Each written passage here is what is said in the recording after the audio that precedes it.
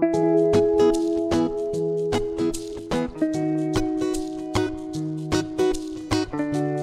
kayong lahat? Muli ito si Kuya Paul ng Noypi TV.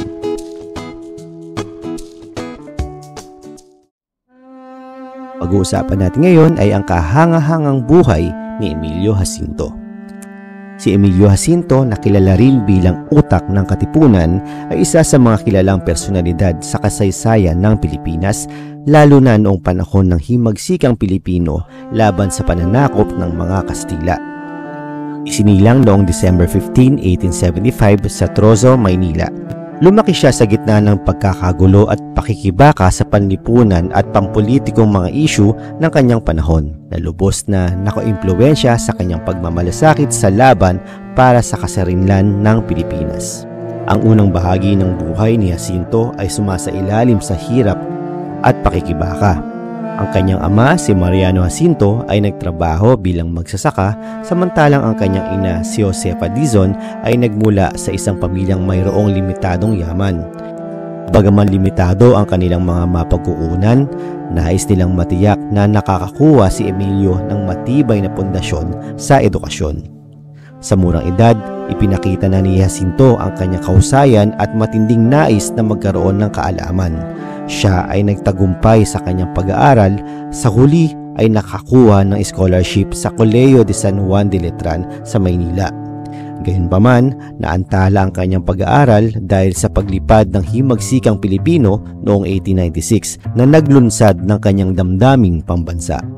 Nainspirahan ng mga adhikain ng kalayaan at kasarinlan, sumali si Jacinto sa Katipunan, isang lihim na lipunan na itinatag ni Andres Bonifacio na nakatuon sa pagpapabagsak sa pamumuno ng mga Kastila sa Pilipinas. Bagaman siya ay bata pa, agad siyang sumiklab sa mga ranggo dahil sa kanyang talino, kakayanan sa pamumuno at matibay na pagmamalasakit sa rebolusyon. Isa si Jacinto sa mga pangunahing tauhan sa Katipunan, na nagbigay ng malaking ambag sa kanyang estruktura sa organisasyon at pang-ideolohiyang balangkas.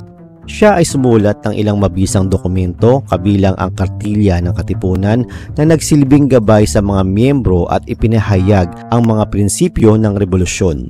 Habang lumalala ang rebolusyon, nagpakita si Jacinto bilang isa sa pinakakilalang estratehista at manlulupig sa Katipunan. Sumali siya sa maraming labanan laban sa puwersa ng mga Kastila na nagpapakita ng kisig at katapangan. Ang kanyang pamumuno at katalinuhan ay nakita sa kanya ng mga tao, kaya nakuha niya ang respeto at paghanga ng kanyang mga kasama. At ito din ang dahilan kung bakit siya tinawag na utak ng Katipunan. Bagamat nagbigay siya ng malaking ambag sa rebolusyon, nanatiling isang mapagpakumbaba at puno ng integridad at prinsipyo si Jacinto at hindi pinapahalagahan ang personal na kadakilaan at yaman. Namuhay siya ng simpleng pamumuhay, pinili ang mga pangangailangan ng kanyang mga kasamang revolusyonaryo at ang kapakanan ng mga Pilipino. Sa kasamaang palad, ang buhay ni Jacinto ay maagang nagwakas sa edad na 23 noong Pebrero 1899. Sa panahon ng maagang bahagi ng digmaang Pilipino-Amerikano, nagkaroon siya ng malaria habang nasa labanan. Sinubukan siyang gamutin, ngunit hindi gumanda ang kanyang kalalagayan at si Jacinto ay namatay noong April 16, 1899 sa Mahihai, Laguna. Ang maagang pagpanaw ni Jacinto ay isang malaking kawalan sa kilusan revolusyonaryo ng Pilipinas. Iniwan niya ang isang pamana ng tapang, dedikasyon at kababaang loob na nagbigay inspirasyon sa mga susunod na henerasyon ng mga Pilipino na magpatuloy sa laban para sa kalayaan at kasarinlan. Bilang pagkilala sa kanyang ambag sa rebolusyon, pinarangalan si Jacinto bilang isa sa mga bayaning bayan ng Pilipinas. Ang kanyang alaala ay iginagalang sa pamamagitan ng iba't ibang mga monumento, memorials at institusyong pang-edukasyon na nakatuon sa pagpapanatili ng kanyang pamana at pagpapalaganap ng mga prinsipyong kanyang ibinuwis sa kanyang buhay. Kahit na maaga na alis sa mundong ito si Emilio Jacinto, nabubuhay ang kanyang diwa sa puso at isipan ng lahat ng mga taong pinahalagahan ang kalayaan, katarungan at pambansang soberanya.